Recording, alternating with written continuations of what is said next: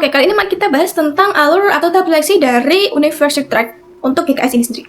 Karena sebelumnya kita udah bahas tentang seleksi embassy nih ya, kayak gimana tahap untuk seleksi embassy ini. Jadi mari sekarang kita bahas yang University Track ini. Jadi teman-teman, untuk University Track ini kalian ada 2 tahap seleksi. Kalau yang embassy kan ada 3 nih. Untuk yang university ini cuma ada 2, yaitu yang pertama yaitu first round itu seleksi university, yang kedua second round itu seleksi NIID. Jadi nggak ada seleksi embassy, karena kalian itu langsung ke university-nya. Nah, untuk tahap pertama yang first round untuk University Track ini, kalian harus kirim langsung dokumen kalian itu, hard file-nya itu ke kampus yang ada di Korea. Jadi kalian nggak ada kayak aplikasi online atau ngisi di website, itu nggak. Tapi ada juga beberapa university yang mengharuskan kalian untuk biasanya mungkin ngisi G-form atau mungkin ngirim scanan dulu dokumen kalian itu ke email atau dan lain-lain.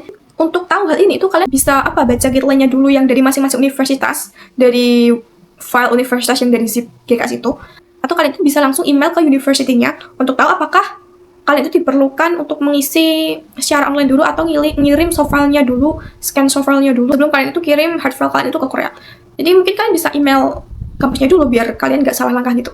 Nah, kalau kalian lolos dari seleksi berkas, kalian itu bakal dikirim email oleh univnya yang berisi ya undangan untuk wawancara, untuk interview. Kalian tinggal persiapan wawancara di tanggal dan waktu yang udah diberikan sama univnya itu. Nah, kalau misalnya kalian lolos dari tahap wawancara, kalian sama univ bakal diajukan ke NIID untuk second round.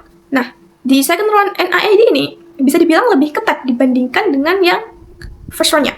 Karena NIID ini nggak cuma bakal menyeleksi berkas kalian, mereka juga bakal menyesuaikan kuota masing-masing negara untuk University Track ini. Misalnya ada total 10 kampus, mungkin dari masing-masing ini ada 2 aplikan yang dari Indonesia. Jadi kan total ada 20 aplikan University Track yang dari Indonesia, dari 10 univ itu.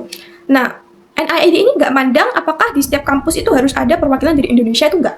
Jadi secara keseluruhan 20 orang ini, misalnya kuota University Track di Indonesia itu cuma ada 15. Jadi dari 20 orang yang diajukan ke NIID oleh seluruhan universitas ini, NIID bakal menyesuaikan menjadi 15 orang sesuai dengan kuota Indonesia, misalnya gitu. Nah, buat 15 orang ini, NIID nggak memandang apakah di setiap kampus itu harus ada perwakilan dari Indonesia. Jadi bisa aja ada 1 atau 2 kampus di mana itu nggak ada perwakilan Indonesia sama sekali. Dan itu wajar karena NIID juga nge-ranking applicants mana yang lebih baik untuk diberikan beasiswa ini. Jadi kalau misalnya ada kampus yang kok nggak ada aplikan dari Indonesia yang lolos di second round NIID, itu ya wajar teman-teman, karena NIID sendiri itu juga nge-ranking lagi semua aplikan dari setiap negara untuk disesuaikan dengan beasiswa ini, untuk disesuaikan dengan kuota beasiswa ini. Kalau kalian lolos di second round NIID, ya kalian bisa dibilang udah aman lah ya, mungkin 95% aman. Kalian tinggal nunggu final announcement yang bareng dengan aplikan dari Embassy Track, kayak final candidate gitu, siapa aja yang lolos campuran dari Embassy Track sama University Track totalnya. Nah, setelah pengumuman itu ya berarti kalian udah fix diterima gitu, tinggal ngurus segala pemberkasan untuk berangkat ke Korea. Nah, untuk di NIID sendiri ini nggak ada kayak wawancara atau apa-apa gitu. Jadi kan kalau misalnya kalian embassy itu ada kemungkinan kalian 2 kali wawancara atau bahkan lebih kalau univ kalian itu mengadakan wawancara. Tapi kalau University Track ini kalian cuma 1 kali wawancara aja. Di univ yang kalian tuju itu. Dan di NIID ini nggak melakukan wawancara apapun. Cuma berkas kalian aja. Oke teman-teman, jadi semoga informasi ini dapat membantu kalian untuk tahu gimana proses seleksi dari University Track ini untuk GKS. Oke, jadi semoga membantu.